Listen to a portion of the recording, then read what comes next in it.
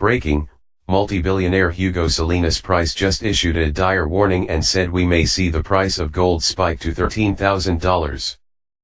Today multi-billionaire Hugo Salinas Price stunned market observers once again by stating that the price of gold may spike to $13,000. He also issued the following dire warning. Consequences will affect the whole world. September 22, Economic Predictions, multi-billionaire Hugo Salinas Price. In my previous article, my views regarding prospects for gold, published on September 21, I addressed the consequences of the Chinese scheme to be launched formally by the end of the year, by means of which exporters of oil to China will accept the Chinese currency, the yuan, in payment for oil. For this deal, the Chinese have added an incentive, the yuan received by the oil exporters will be exchangeable for gold. This gold will be sourced, i.e. purchased outside of China, for the oil exporters. This scheme, should China effectively carry through on its intentions, is quite revolutionary and likely to have vast consequences which will affect the whole world. Gold payment for the first time in 46 years, multi-billionaire Hugo Salinas Price continues, for the first time, since August of 1971, 46 years ago, gold will once again form part of commercial international transactions. Not only is it a first in 46 years, but the Chinese are linking together both the world's real money, gold, and the world's most important commodity, oil, which is the fundamental motor of all the world's productive activity. By contrast, it is helpful to consider how the US dealt with the oil-gold nexus in 1971. By 1970, it was evident to those running the US that it would very soon be necessary to import large quantities of oil from Saudi Arabia. Under the Bretton Woods agreements of 1945, the immense quantities of dollars which would shortly flow to Saudi Arabia in payment of their oil would be claims upon US gold, at the time quoted at $35 an ounce. Those claims would surely deplete the remaining gold held by the US Treasury in short order. It thus became imperative to cut the nexus between gold and the dollar.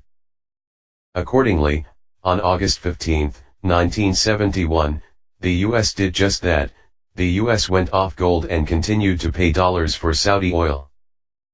Kissinger convinced the Saudis that they should deposit their dollars in the US banking system and hold dollar bonds. The alternative, to continue under the Bretton Woods monetary system, would have meant that the US would have been forced to raise the price of gold to an enormous figure, in order to reduce the amount of gold payable to the Saudi, to a tolerable level. But raising the dollar price of gold in that manner, would have constituted a great devaluation of the dollar and collapsed its international prestige, that in turn, would have ended the predominance of the US as the number one power in the world. The US was not willing to accept that outcome. So, Nixon closed the gold window on August 15, 1971. The Chinese measure, which we have outlined above, will go contrary to the American decision of 1971. It is going to raise, and keep raising the price of gold, through its oil for yuan for gold scheme, if and when it is launched as programmed later this year. China imports about 8 million barrels of oil a day. A part of these imports comes from Russia, but the majority comes from the rest of the world's oil producers. We can estimate that about 6 million barrels a day arrives in China, from oil producers in various parts of the world, who will find the Chinese offer very tempting. Some will go for the gold, others may hold off. World markets to establish gold price. In the final analysis, we can eliminate calculations of the dollar price of the barrel of oil, and the dollar price of gold. The final calculation will have to be the relationship that the world markets establish between oil and gold. Enormous amounts of oil going to China will have to be paid in gold. An economic balance will be established between those enormous quantities of oil and a relatively tiny amount of gold with which to pay for them. Only the world markets will determine that relationship, but we can see that the intermediate figures in the relationship, the price of oil, the value of gold, the value of the yuan and the value of the dollar will all be affected as the economic relationship between vast amounts of oil and scarce amounts of gold is determined. We can see that the present relationships of the intermediate figures in the oil for gold trade are going to be severely altered, oil at $50 a barrel, and gold at $1,300 or so dollars, means that 1 ounce of gold at $1,300 will purchase 26 barrels of oil at $50 a barrel. This is a totally unsustainable relationship, if gold is going to be paid for oil. $13,000 gold, the present relationship between oil and gold is 31.1 grams per ounce of gold, divided by 26 barrels equals 1.196 grams of gold will purchase 1 barrel of oil. An unsustainably low purchasing power of gold, vis-a-vis oil.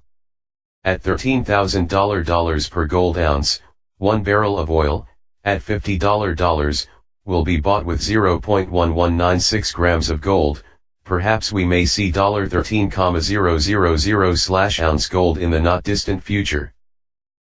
There will be a permanent demand for gold in London in increasing quantities as more oil exporters decide to receive gold for their oil, and this ongoing demand for physical gold will cause a steep and continuing rise in the gold price, as it becomes necessary to adjust the huge amounts of oil delivered to China, to a relatively tiny stock of world gold available for the trade.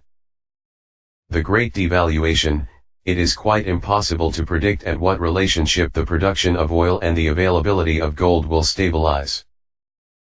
But when it does stabilize, we can predict with certainty that the price of gold denominated in dollars, or in yuan, will be very much higher, which will mean that both the dollar and the yuan will have been severely devalued from their present state. The establishment of a nexus between oil, the world's most important commodity and foundation of the world's industrial activity, and gold, which is the world's true money, will overthrow everything which we have taken for granted during the last 46 years. China's wealth and influence will increase. China's gold reserves, which serious analysts have calculated at not less than 30,000 tons, plus the gold held by the population, which the Chinese leadership has encouraged it to hold, will increase the wealth and influence of China in the world. Once the yuan has been sufficiently devalued, the Chinese government will be able to make all yuan currency redeemable in gold, plus all Chinese private and government debt. Russia has sufficient gold reserves to follow suit. The Chinese and Russians will then be able to demand gold in payment of their exports and be willing to pay gold for their imports. New gold standard and a dire warning. Thus, the establishment of the all-important nexus between oil and gold is the first step that will lead, in due course of time, to the re-establishment of the gold standard in the world.